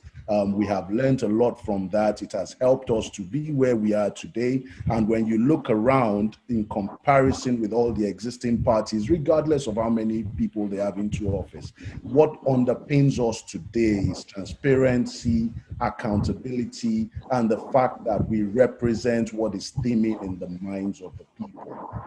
What we have today is a platform that, with the right people on board, can take us to the Nigeria of the future that we all see. So my final thing here is, please spend some time. We're very particular about educating people. Read up about us, make up your own mind. We want you to join us. We want you to contribute and be a part of this, but it's important that you also feel like you can add value in here. So make up your own mind. Our constitution is made public. There's a national convention coming up on December 5th. I think we spoke about that earlier. The idea with that is to elect our national executive officers into office, and of course make any amendments that we agree on as a party into the constitution as we look into our strategy over the next 4 years and beyond. Please think about joining us. We'd like you to be a part of this. Our motto or our goal is to shape the future. And, as I do that, I sign off. Thank you very much. Ilamosi, can you go next, please? Yes. Hi, everyone. Good evening. And like everybody has said, thank you so much for joining the call and for staying so long on the call with us. We really appreciate your presence here. I would like to say a big sorry to everyone whose questions we left unanswered. I would like to say a big sorry to everyone. But as regards the party and my closing remarks, I would like to say that I joined Youth Party at 17. I'm still a youth, and by God's grace, I'll be here for a while. I would like to encourage everybody my age to join youth party, and if not join youth party, then participate in politics generally. We always say that politics is the business of everybody, and it doesn't have to affect you directly until it is your business. So I would implore every single person here to take more interest in the 2023 elections. You can go to our party websites, check our FAQs, ask all the questions you want. You can reach out to us via social media. You can send us emails. There's so many avenues that you could reach out to us to answer your questions, but most of your questions are actually answered on our website. So I would implore you to go there first. I would say that I joined Youth Party because I believe in Youth Party and I believe in Nigeria, and I think you should too. So those are my closing comments. Thank you very much. I'll speak now before Tomiwa gets his turn. I think the three of you have said most of what there is to say. I mean, I didn't join Youth Party when I was 17. I joined 3 years ago. I joined as a researcher actually under the National Policy and Strategy Department. So I was doing some research on economic policy. And now I'm 27. I'm still in the Youth Party. Obviously, we've spoken to you about what we believe in, what we've achieved so far, what our plans are for the future, why we would want you to join us. So please do look more into it if you're interested in the party. Again, I also apologize for all the people who didn't get their questions answered. As the moderator of the Q&A session, I did try to get as many people's questions answered as I could, but there were 200 questions. So that was almost impossible to do in an hour. But this is not the end of the conversation. You can still ask us all these questions if you don't feel satisfied after looking through the website. If you still have more questions, you can reach out to us on social media. You can reach out to your state representatives if you would like to ask them questions in person. But yeah, we're available on social media. Our handle on I think Instagram and Twitter is at youthparty_NG. So please get in touch with us. Again, this is not the end of the conversation. We would love to hear from you. Please join us. If not, just be more engaged, and you'll be hearing from us again, I think. So thank you very much for coming and staying. And I'll hand over to Tomiwa now to close the day. Thank you so much, Aisha. Thank you for doing a fantastic job moderating. Thank you all for joining us today. This is the first of these Q&A sessions we've done in a while. We will do many more of them. The next one should be within the next 2 to 4 weeks for people who haven't heard of us. A lot of people asked about how will we sort of raise our visibility across social media. There's a lot of work going into that, and so we will do these sessions for more people who are interested in joining the party and the like. On policy, there's a lot more work that we are doing. So there will be more policy papers. Those who are curious about where our standing is on jobs or industrial policy or healthcare, they're dedicated sort of position papers being worked on for each of those. And so that will start to come out. I think a really, really important thing that we want to ask you is, if you've heard enough today that we are interesting to you, please join the party. If you've heard enough that this is interesting, if you believe in a robust democracy where there are really viable options that care about policy, that care about people, that care about anything other than just power and the sharing of power in the center, then please support us. Please donate. The links are in the chat room. So please, please, please donate. Volunteer to join us. Here you have the opportunity to shape the party. And so you have the opportunity to shape the work that we do. And in shaping that work, you have the opportunity to shape the future of Nigeria. We think that's an incredible opportunity. It's an opportunity that the big mainstream parties don't really give you a chance to be a part of. We're a robust democracy as a party, so each person has one vote. Those votes matter. In primaries, they matter. In choosing officers for the party, they matter. At the convention, they matter. So please join us, and you will have a chance to have your voice matter in choosing who represents you within the party, in choosing how the party moves forward, and then how the party engages and wins elections. Those are important opportunities. I've heard some key questions about distrust and transparency in Nigeria. We are so distrustful of ourselves. People are concerned that there will be too many youth parties and we will all fight and there will be no consensus. We believe that people with good ideas, people with sincerity, people with the willingness to do the work will always rise to the top, or will rise to the top with our hard work, with concerted effort. It's not magic. You have to do the work, and you have to do the work. The politicians in place right now are very effective and very clever. We have to be as sharp as they are without descending to the depths that they do.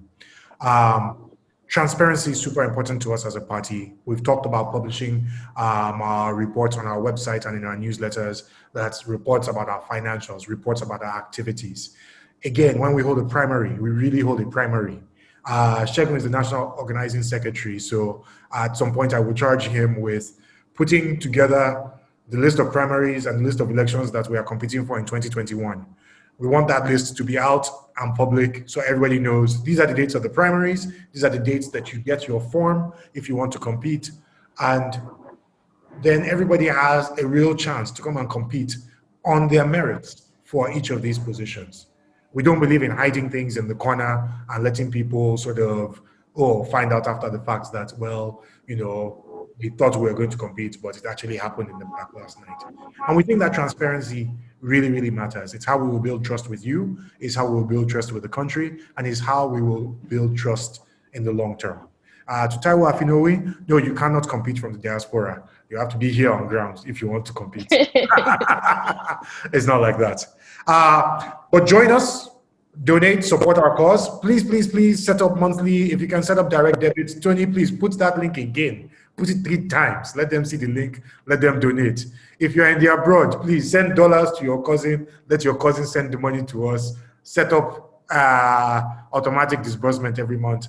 Let's get this thing.